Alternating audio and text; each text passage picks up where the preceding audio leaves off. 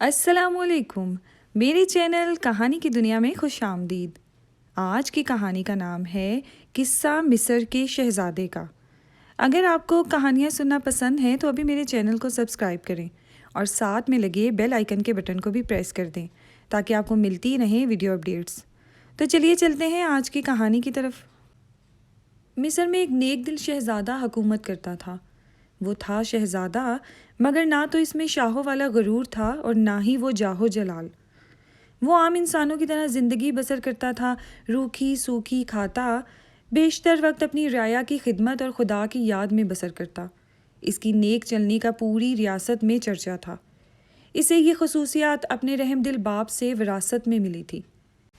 ایک دن شہزادہ معمول کے مطابق رعایا کے مسائل سننے کے بعد جنگل میں دنیا سے بے نیاز خدا کی یاد میں محو تھا کہ اس نے دیکھا کہ ایک غریب لکڑہارا اپنے گدھے کو ساتھ لیے ہوئے لکڑیاں کاٹ رہا ہے اور اس سے باتیں بھی کیے جا رہا ہے، حالانکہ اسے معلوم تھا کہ نہ تو گدھا اس کی بات سن رہا ہے اور نہ ہی سمجھ رہا ہے۔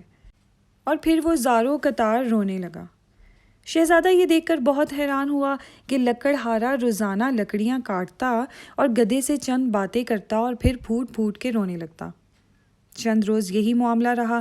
جب رحم دل شہزادے سے اس کا رونا دیکھا نہ گیا اور وہ یہ گتھی سلجھانے میں ناکام رہا تو بالآخر درخت کی اوٹ سے باہر آ گیا اور لکڑہارے سے پوچھا، اے لکڑہارے، تیرا اس طرح سے بلک بلک کر رونے کی وجہ کیا ہے؟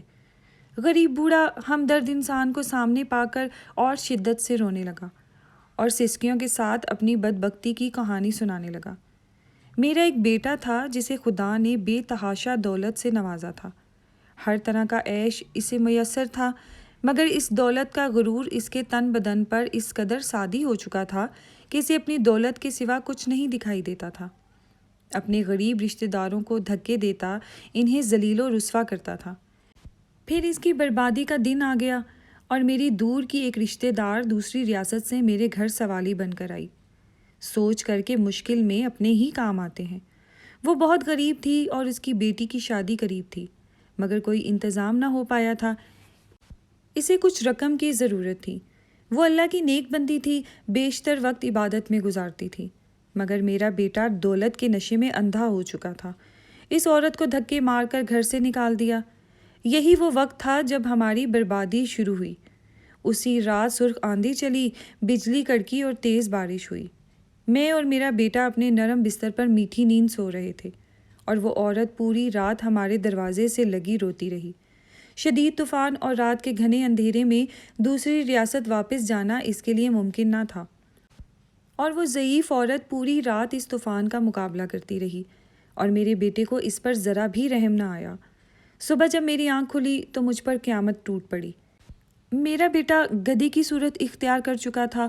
گھر کا سارا سامان آسمانی بجلی گرنے سے جل کر خاک ہو چکا تھا۔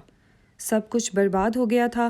اس سب میں میرا قصور یہ ہے کہ میں نے اپنے بیٹے کو غرور و تکبر کرنے سے نہ روکا اور نہ ہی برائی کی طرف بڑھتے ہوئے قدم کو روکا۔ اور اب یہ عالم ہے کہ میں جنگل سے لکڑیاں کاٹتا ہوں اور اپنے ہی بیٹے پر لاد کر بیچنے لے جاتا ہوں، اور اسی سے ہم باپ بیٹے کا گزارا چلتا ہے۔ یہ سن کر شہزادے کی آنکھیں نم ہو گئی اور وہ لکڑہارے سے مخاطب ہوا، اے ضعیف انسان، تمہارے بیٹے نے بہت ظلم کیا ہے۔ بے شک برائی پر خاموش رہنا اور اسے نہ روکنا اس کا ساتھ دینے کے مترادف ہے۔ تو نے اپنے بیٹے کو برائی سے نہ روکا، مجھے تیری حالت پر بہت افسوس ہے۔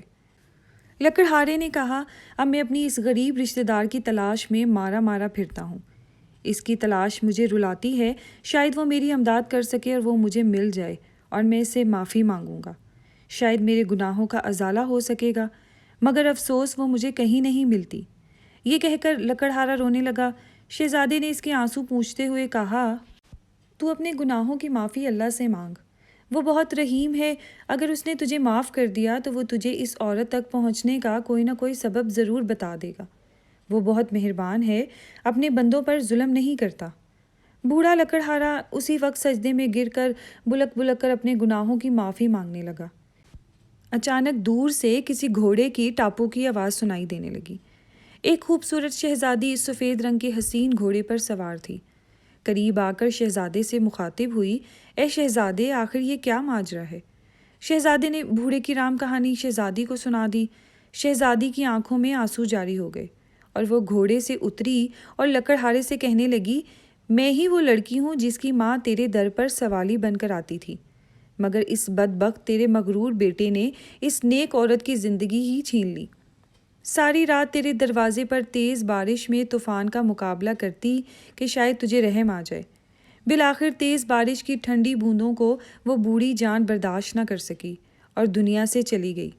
جب صبح ہوئی تو رحم دل بادشاہ معمول کی گشت پر تھا اور اس کا وہاں سے گزر ہوا۔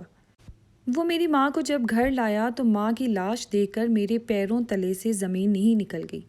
اب میرا سہارا کوئی بھی نہیں تھا۔ بادشاہ یہ سب دیکھ کر بہت پریشان ہوا اور بالآخر اس نے مجھے اپنے ساتھ لے جانے کا فیصلہ کیا۔ کچھ عرصہ میں اس کے محل میں رہی اور اس نے مجھے نیک لڑکی پا کر اپنے بیٹے سے میری شادی کر دی۔ شاید یہ میری ماں کی دعاؤں کا نتیجہ تھا جس نے میری خاطر اپنی جان قربان کر دی، اور اس رب نے مجھے غریب کو فرش سے اٹھا کر عرش پر بٹھا دیا اور اس نیک شہزادے سے میری شادی کرا دی جو اس وقت تیرے سامنے کھڑا ہے، اور تجھے تیرے مغرور بیٹے کے کرموں نے عرش سے فرش پر گرا دیا۔ خدا کی قدرت دیکھ کر لکڑہارا شرمندگی سے زمین میں گرتا جا رہا تھا اور رو رو کر شہزادی سے معافی مانگ رہا تھا۔ شہزادی بہت رحم دل تھی، لکڑہارے کے آنسوؤں سے اس کا دل بھر آیا اور اس نے اس کو معاف کر دیا۔ خدا کی قدرت، لڑکا اسی وقت اپنے اصل روپ میں واپس آ گیا اور خدا کے حضور سجدے میں گر گیا اور شہزادی سے بھی معافی مانگنے لگا۔ شہزادی نے بھی اسے معاف کر دیا۔ آخر دونوں باپ بیٹا اپنی جھونپڑی کی طرف روانہ ہو گئے اور زندگی کا باقی وقت اللہ کی یاد میں گزارنے لگے۔